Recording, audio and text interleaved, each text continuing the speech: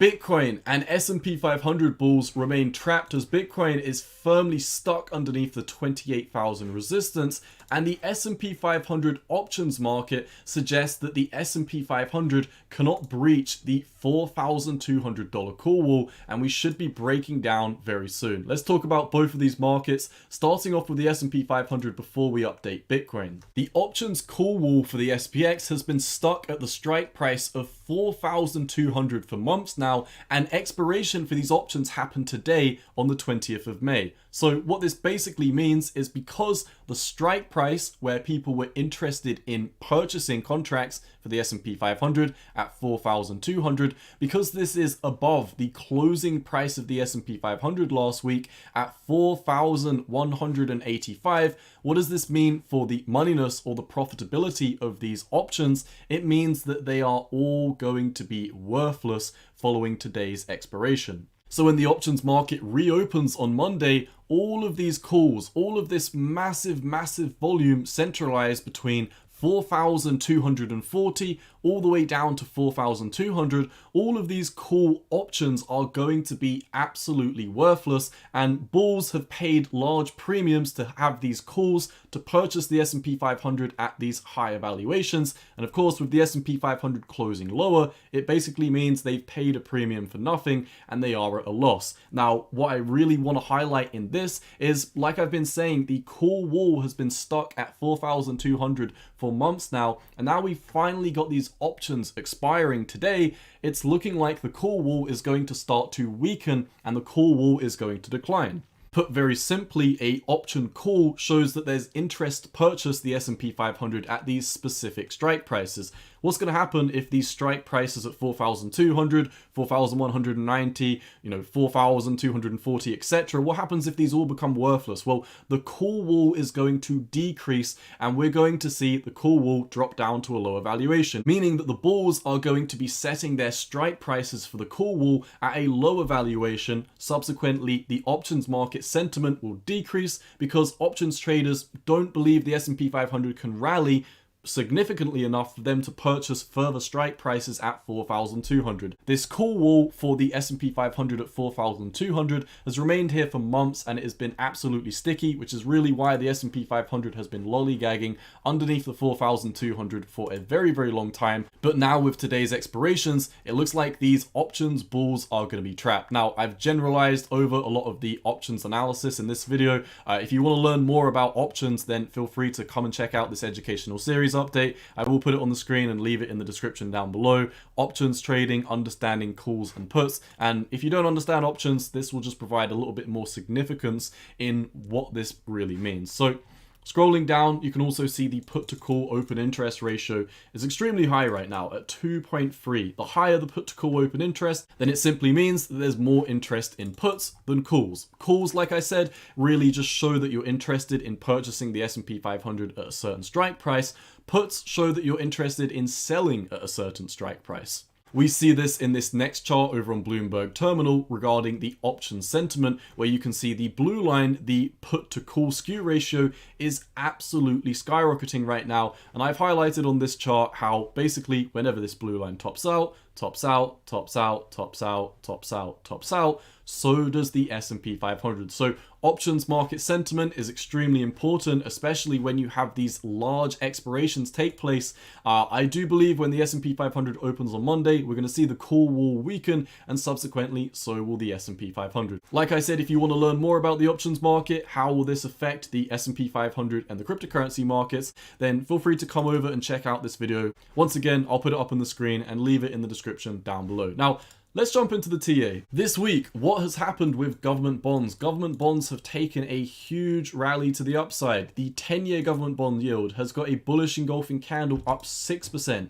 The 2-year government bond has got a bullish engulfing candle up almost 7%. In fact, if I'm drawing it from the bottom, it is pretty much 7%. Now, while we've previously witnessed, if we come over to these patterns that I've drawn out on the channel, you can basically see that we did have a beautiful bull flag flag, and over on the 10-year government bonds, it kind of just looks like we broke out, back tested it, and now we're ready to push higher. However, on the 2-year government bonds, you can kind of see a slightly different picture. You know, we had a throw over, we absolutely nuked through the floorboards, and all in all, I think at least for the 2-year government bonds, this bull flag is no longer valid. But what is valid? Well, once again, if we come over to the daily time frame, just so you can really see where I drew this bull flag from the lows of the market down here up to the highs, while the bull flag didn't play out from low to high, we beautifully back tested the golden ratio, spent a lot of time trading between the 0.5 and the 618, and we've blasted up since then. So I do believe that while the 2-year government bonds bull flag didn't work out, we had a beautiful retest of the 618, and that should be enough for me. And regarding the 10-year government bonds, the bull flag perfectly worked out, and also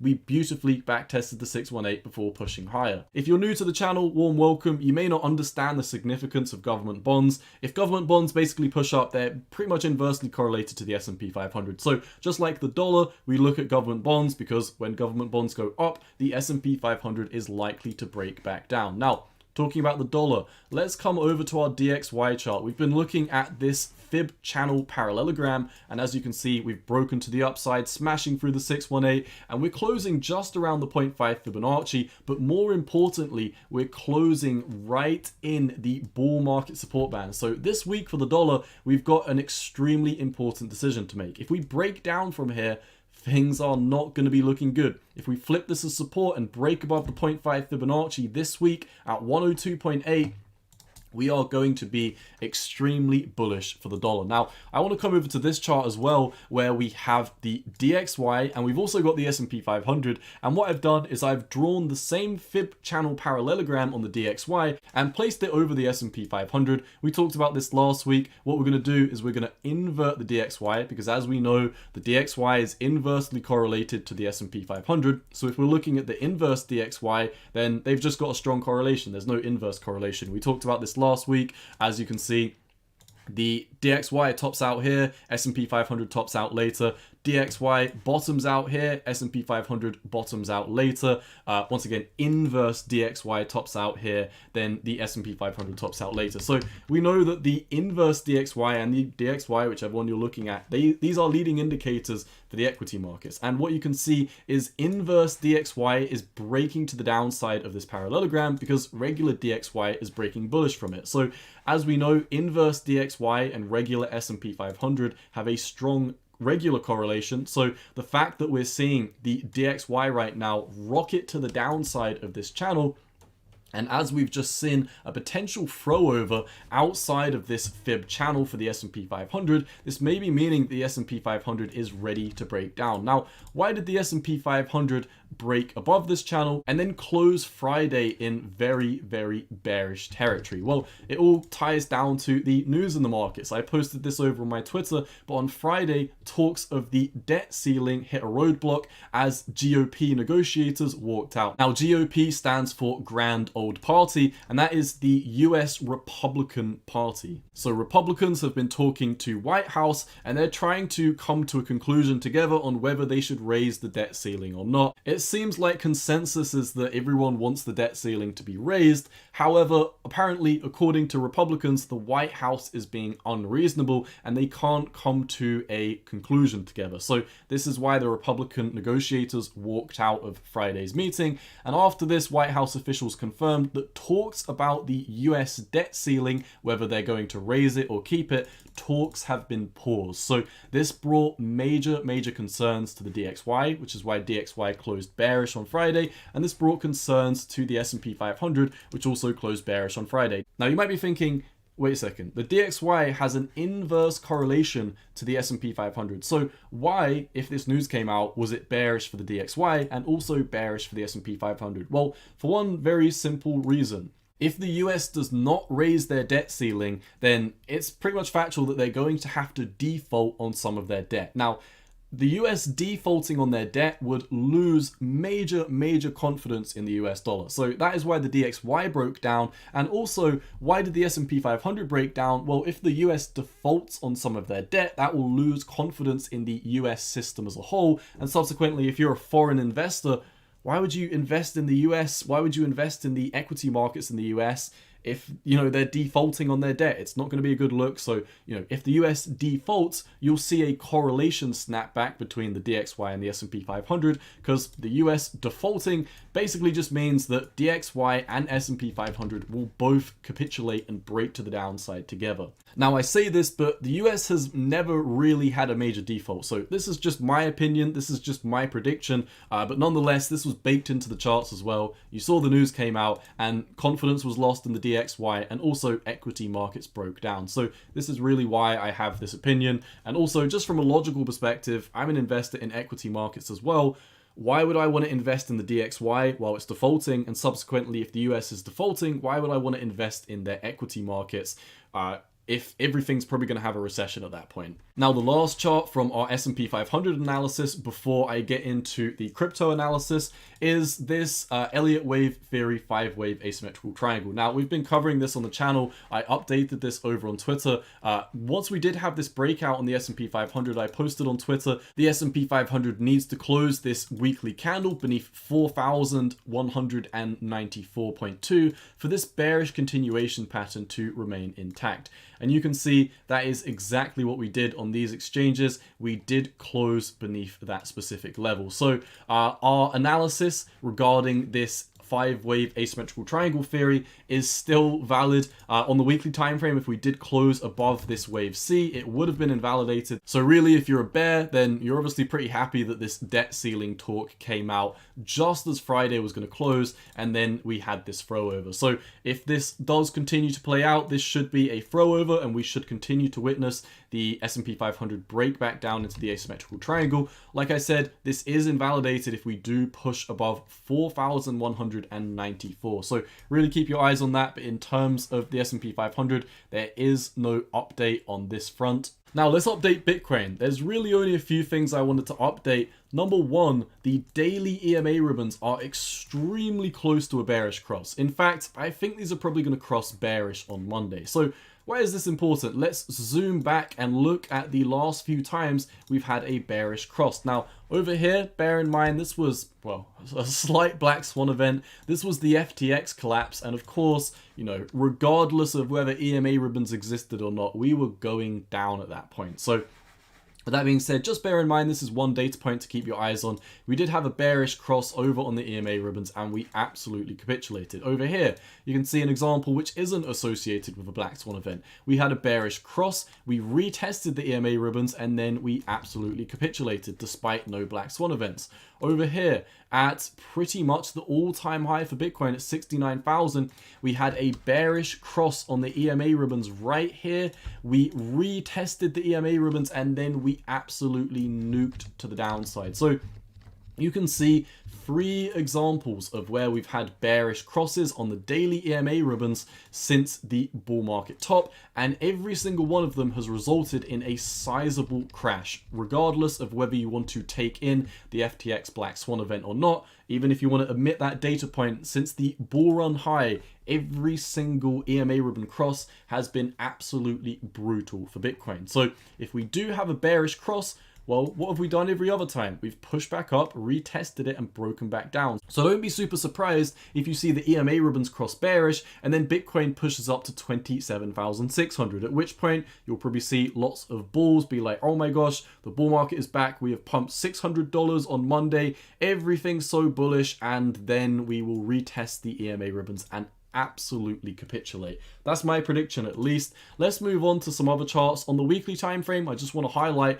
that the Heikin-Ashis are flipping bearish. This is not a good sign. Now, on the monthly time frame, we haven't yet crossed bearish, but if we do open next week and once again have another bearish candle, then it's looking like the next opening on the Heikin-Ashis coming into June is going to be extremely bearish, and we're probably going to cross red. Now, I've noticed an interesting fractal very quickly I want to talk about on the Heikin-Ashis. Over here in the 2018 bear market, you can see a 14-month drop on the Heikin-Ashis. Over here in the 2021 to 2022 bear market, you can see not 14 but 13 bearish candles on the Heikin-Ashis. Then what do you see? You see 1, 2, 3, 4, 5 months of the Heiken Archies moving to the upside. And then over here in 2023, what do you see? You see 5 months of a rally on the Heiken Archie candles. And coming back over to 2019, we proceeded to see the final capitulation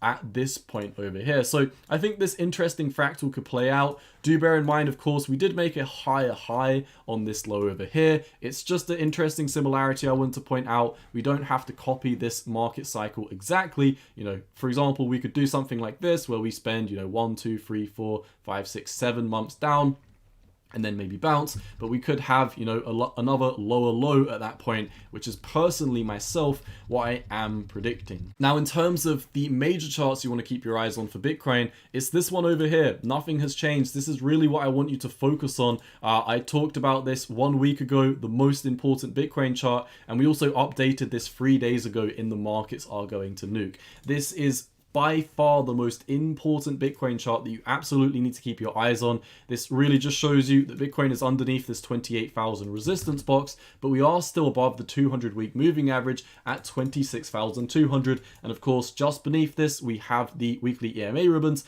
and we have the bull market support bands all beneath us. So right now, Bitcoin has a major decision to make within an extremely tight range. Bitcoin is getting squeezed like an orange right now. And, while it's beneath 28,000 resistance and while it's above 26,200, it is just going to coil up.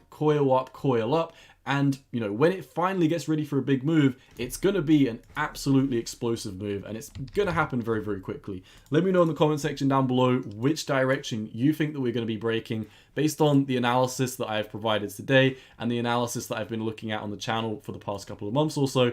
I personally think Bitcoin is going to lose the 200-week moving average at 26,200 and take one final bear market leg to the downside before the next bull run, which will correlate nicely with the halving. So for today, my friends, that is all I've got. If you do enjoy my content, as always, let me know down below by leaving a like and a comment, share the videos with your friends. If you want to further support the channel, feel free to click the join button. Also, bear in mind, I updated a lot of everyone's favorite altcoins today. Dogelon Mars, Pancake Swap, Jasmy, Gala, Solana, KDA Trade.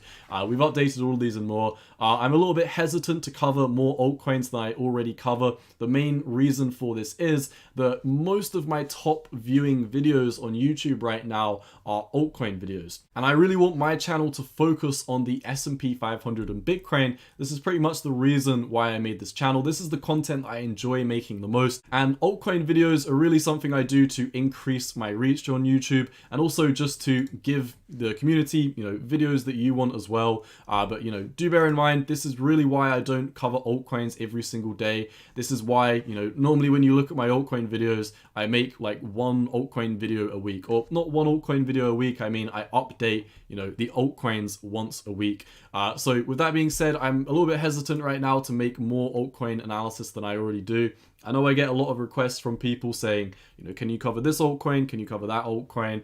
I'm just, like I said, I really want to focus more on the S&P 500. I want to focus more on Bitcoin. I know I'll get far more views if I just start covering more altcoins, but I don't want people to come over to my channel and just see tons of altcoin videos and be like, oh, this guy only covers altcoins. I really want the focus of my channel to be on Bitcoin and the S&P 500. These are the videos that, require the most effort going into them, and they're definitely the ones that are the least appreciated. Well, also the educational series, but, that's completely fine. But yeah, I just wanted to put it out there. I do feel a little bit bad. I do see people all the time ask me, can you cover this altcoin? Can you cover this altcoin? Can you cover this altcoin? This is just the reason why I'm a little bit hesitant. There's also a few other reasons. I do have a pretty busy life. Adding more altcoins into my schedule is definitely going to be tricky. But nonetheless, the main reason is because I want this channel to predominantly focus on the S&P 500 and Bitcoin rather than just covering these altcoins. Now, if we're in a bull run and there's more opportunity in altcoins, that could be a different picture, but at least as of right now, I want to put most of my focus on Bitcoin and the S&P 500. So like I said, that's all I've got. Make sure you follow me over on Twitter at 618_cowboy, where I do post extra charts, memes, economic data. I'll leave it here. It's been your boy Cowboy Trades. I'm out. Peace.